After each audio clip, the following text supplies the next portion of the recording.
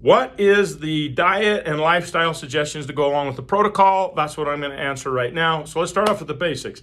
You are all completely different. And so it's very difficult to say this is the standardized response for everyone, okay?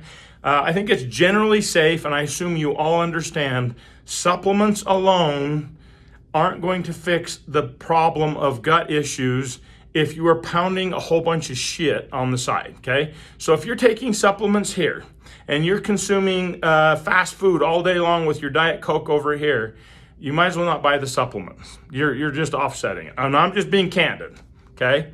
But I assume most of you understand that. But just for the sake of people keep asking what the diet and the lifestyle suggestions are with the protocols, I'm going to try and be as specific as possible. Generally speaking, alcohol. Alcohol is horrible on the microbiome. I'm sorry, it just is. So I would not drink alcohol on the protocols. And if it's like a holiday or it's a Super Bowl or anniversary trip or something, reduce it dramatically and nurse it. Don't pound it. Okay. Artificial sweeteners. So if you're doing a lot of these diet programs and they're loaded in post workouts, protein drinks, and all of these keto things that are loaded in sucralose and acesulfame potassium, artificial sweeteners are a disaster on the microbiome. So I would generally speaking get rid of those. I would not take those. Okay, just so you know, those aren't good. Fast foods. I'm assuming you all know that massive consumption of fast food is not good for the microbiome. It's just not. So lots and lots of unhealthy fats and empty carbs are bad. I think you know that, but for the sake of clarifying it, there you go. Lots of sugar. So if you are pounding Sour Patch Kids or Swedish Fish on one side, or if you're a chocolate lover on the other, and you're like, I've got to have my bag of chocolates all day, that's not great on the microbiome, okay? Now, I understand there are holidays like Valentine's Day where you're going to get chocolates. People get chocolates. They like their chocolates. Just reduce the dosing, okay? Now, I'm not a big strict diet person, so my suggestion is eat healthy 95% of the time.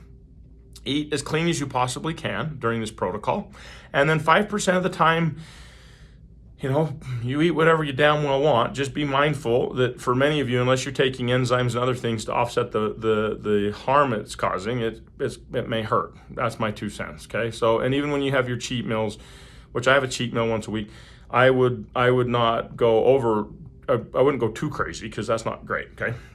All right, so now let's be specific. For many of you, unless you have massive gut issues, okay? So let's start off with, if you don't have big gut issues, fermented foods are amazing for you. Prebiotics are incredible for you. You can go for broke on all those. So if you're on the build-up kit, the gut rehab kit, and all of those, and you're in the later on steps or in any protocol in step 4 on, you want to load up on all of the good stuff, all the prebiotics and everything like that, okay? For the rest of you, if you have SIBO, IBS, histamine intolerances and whatnot, you're going to follow different diets. So if you have histamine intolerances, you're going to follow you're gonna take a low histamine diet. You're gonna want to avoid histamine-rich foods. I think you're aware of that. You're gonna want to do that until the middle of step 4. Okay. If you have IBS, SIBO, may have SIBO and IBS, but damn sure have bad bloating, you want to do a low FODMAP diet until the middle of step 4.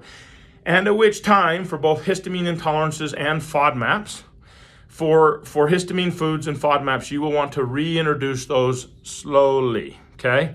So the protocols are built. Every damn protocol we have, you don't even have to ask which one.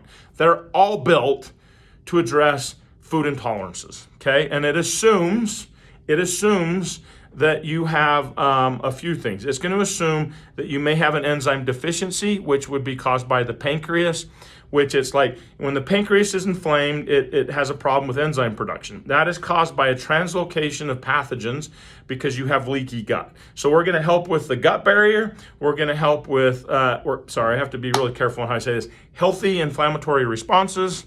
We're going to promote healthy inflammatory responses. That's what I'm allowed to say. So we're going to help with that for enzyme production. The bacteria in Ultimate Probiotic, the bacteria in yeast and Ultimate Probiotic are there for among many reasons, but among those many reasons is to help with enzyme production. So S-Boulardii helps with enzyme production, including DAO enzyme production for those of you that have histamine intolerances. Bacillus coagulans helps with enzyme production.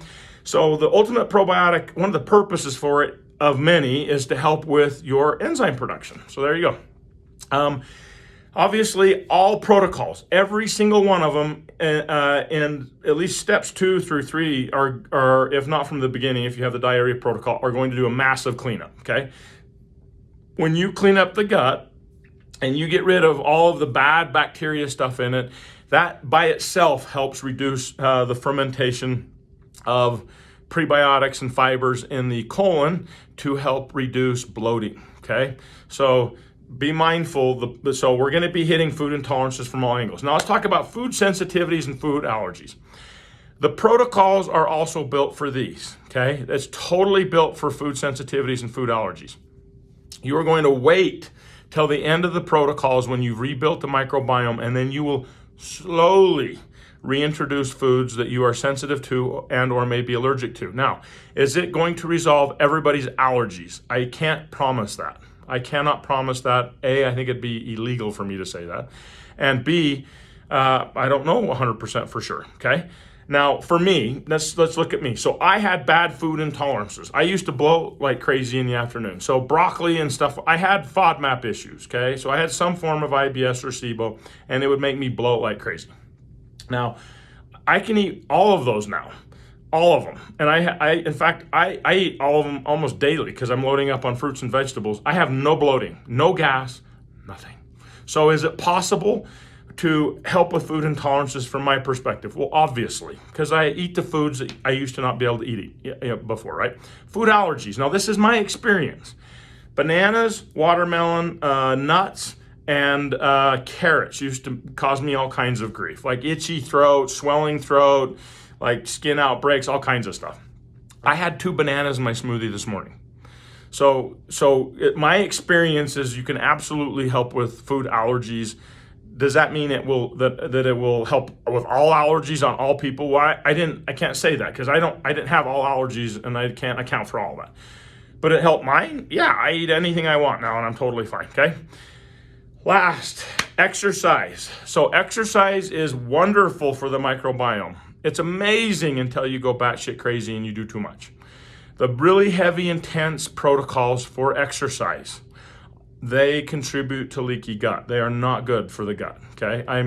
I'm sorry to say that. I know that many people are on these aggressive HIIT protocols. I'm not saying that you can't have HIIT exercise components within your workout each week, but if you are pushing way too hard and you're pushing your limits all the time doing these CrossFit workouts and stuff like that, you actually may be contributing to more gut problems. I am not saying that because I'm trying to be difficult or anything like that. I'm just saying that's the facts, okay? So, generally speaking, if food hurts, don't eat it. We are not food avoidance people. We are not, the protocol in no shape or form is trying to have you avoid foods forever, and I mean gluten, dairy, all that.